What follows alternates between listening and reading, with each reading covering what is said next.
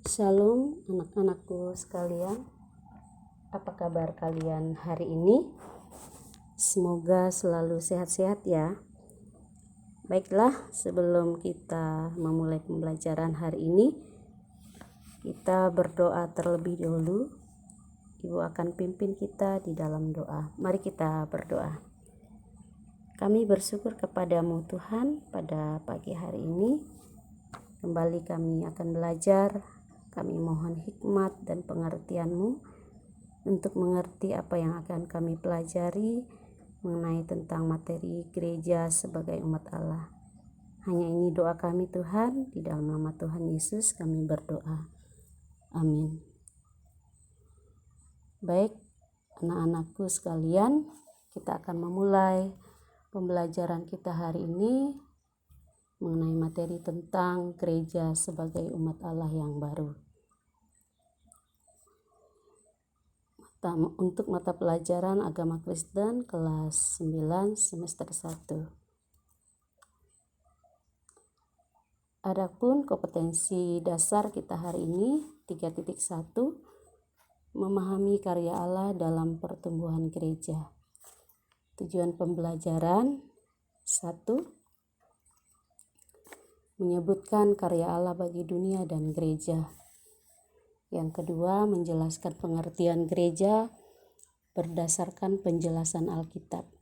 Yang ketiga, menjelaskan karya Allah dalam pertumbuhan gereja.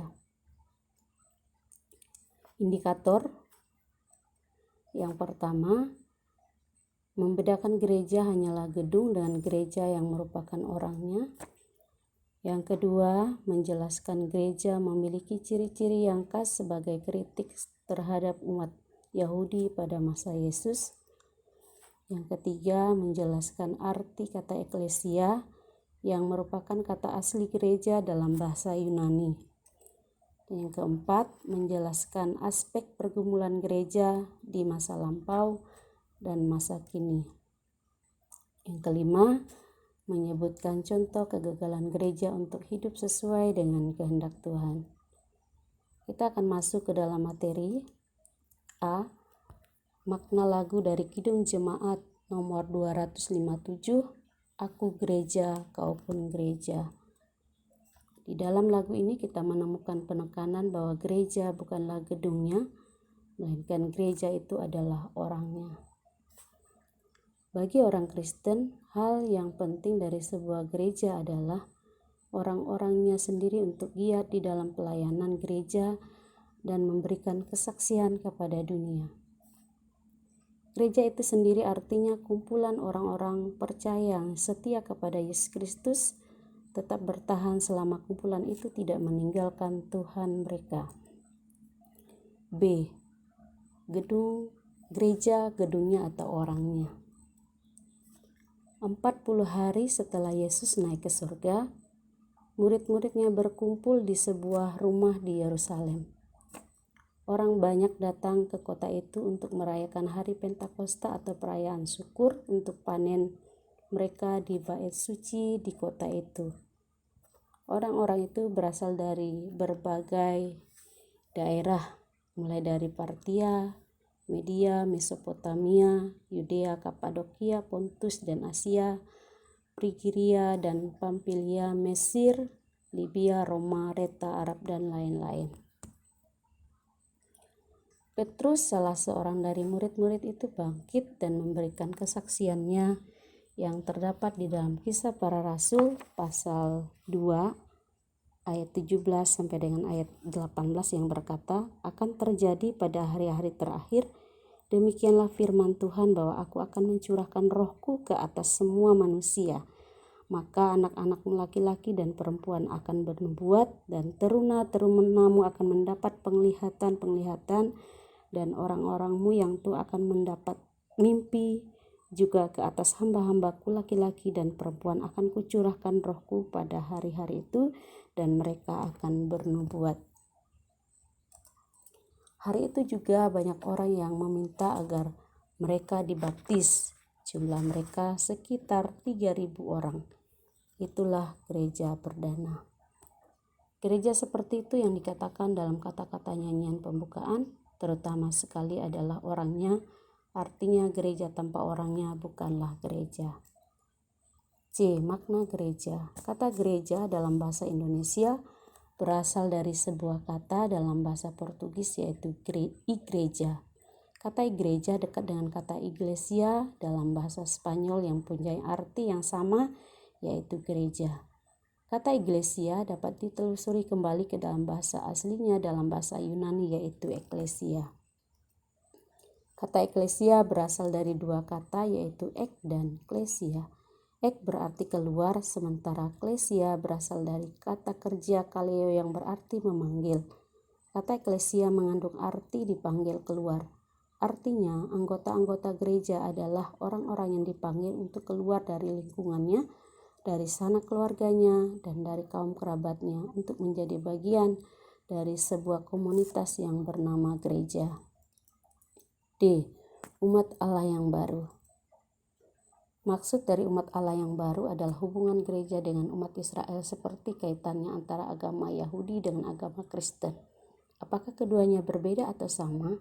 Mari kita lihat di dalam kitab Yeremia pasal 31 ayat 31 sampai dengan 33 yang mengatakan, sesungguhnya akan datang waktunya, demikianlah firman Tuhan, aku akan mengadakan perjanjian yang baru dengan kaum Israel dan kaum Yehuda, bukan seperti perjanjian yang telah kuadakan dengan nenek moyang mereka. Aku akan menaruh Tauratku dalam batin mereka dan menuliskannya dalam hati mereka. Maka aku akan menjadi Allah mereka dan mereka akan menjadi umatku. Nabi Yeremia menubuatkan bahwa Allah akan mengadakan suatu perjanjian yang baru dengan kaum Israel dan Yehuda, yaitu umat Allah. Perjanjian ini tidak dibuat dalam loh batu, melainkan yang dituliskan di dalam hati mereka. Artinya, perjanjian Allah yang lama akan diperbaharui dengan sebuah perjanjian yang baru. E. Pergumulan gereja. Yang pertama, kita melihat pergumulan gereja yaitu gereja yang terbuka. Gereja yang terbuka adalah, kalau kita melihat banyak gereja di Indonesia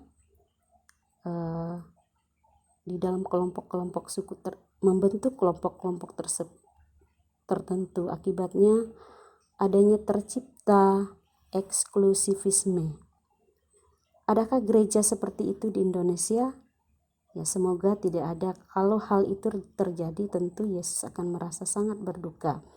Sebab ia sendiri di dalam Efesus berkata, damai sejahtera kita yang telah mempersatukan kedua pihak dan yang telah merubuhkan tembok pemisah, yaitu perseteruan.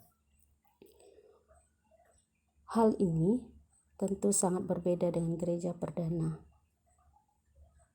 yang kita lihat yang terbentuk di Yerusalem, artinya gereja yang eksklusif. Tentu berbeda dengan gereja yang dicita-citakan Tuhan Yesus sebagai komunitas yang terbuka. Yang kedua, mengenai pergumulan gereja, pemahaman tentang ajaran yang benar.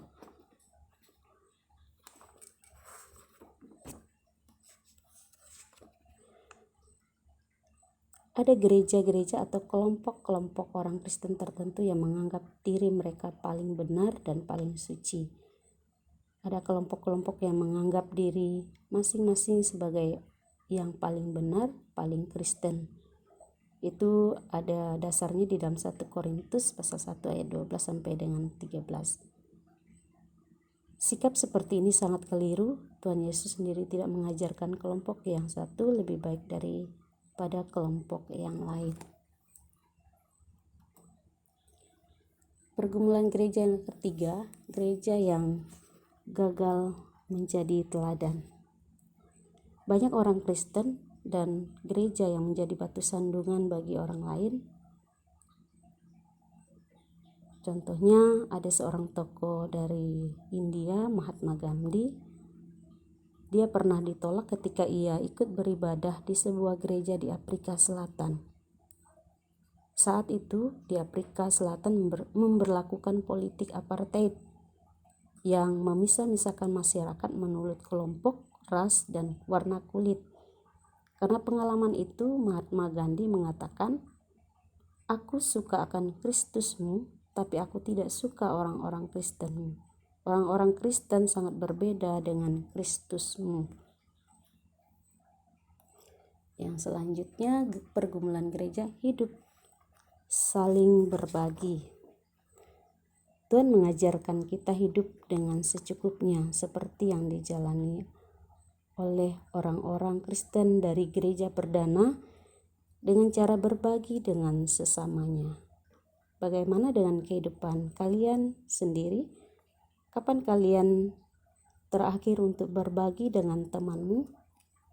Dan pada saat ini kita mau mengambil kesimpulan, marilah kita memulai di dalam diri kita untuk kita saling berbagi. Bagaimana sifat dari gereja perdana? Sifat gereja perdana itu adalah gereja yang terbuka, antara lain terdiri dari orang-orang yang berasal dari latar belakang, bahasa dan budaya yang berbeda-beda. Kisah Para Rasul pasal 10. Terbuka bagi kepemimpinan perempuan. Kisah Para Rasul pasal yang ke-16.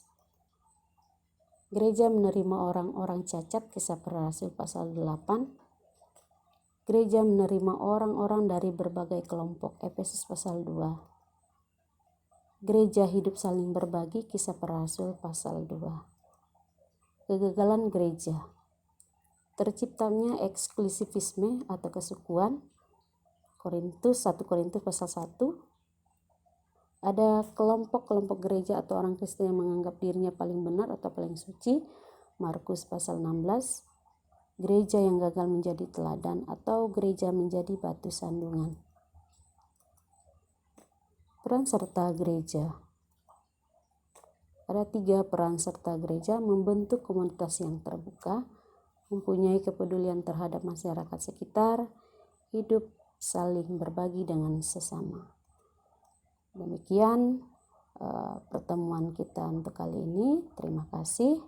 Tuhan Yesus memberkati kita.